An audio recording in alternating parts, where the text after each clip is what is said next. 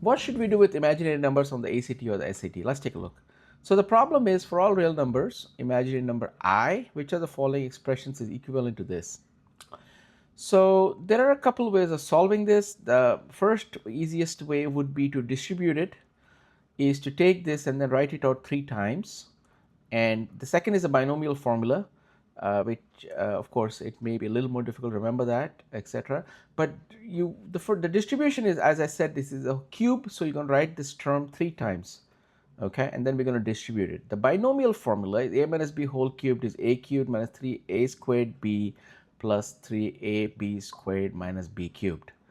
Okay, for the cube one.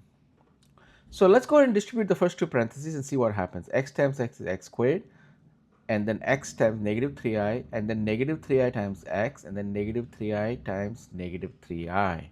So I'm going to simplify that. That's x squared. That's minus 3xi minus 3xi again. And then this is going to be positive 9i squared. Now remember that I squared equals negative 1, or I equals square root of negative 1.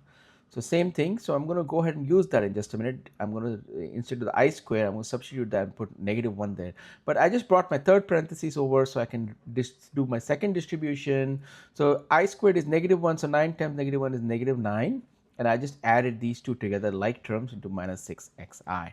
So let's do our second distribution then. X times x squared, x, and then x times negative 6xi, and then negative 3i times x squared, and then I'm sorry, x times negative 9, and then negative 3i times x squared, and negative 3i times negative 6xi, and then negative 3i times negative 9. Very good. So let's just go ahead and simplify all this. This is x cubed. And then we have negative 6x squared I from here, and then this is minus 9x, and then this is minus 3x squared I, and then this is positive 18xi squared, and then plus 27i, because the negative is positive. So let's go ahead and combine the like terms. So we have x cubed, so the 9x squared I from 6 and 3, negative 9x squared I, and then this is negative 9x. And then here, remember, I squared equals negative 1. So I'm just going to write 18x times negative 1 is negative 18x, and then plus 27i. Now I'm just going to combine finally the like terms here. That gives me negative 27x. So this is the final answer. This is represented in choice F right here. So that is going to be our final answer. And then if you have any questions, please let me know in the comments below. I'll talk to you in the next video. Have a nice day. Bye.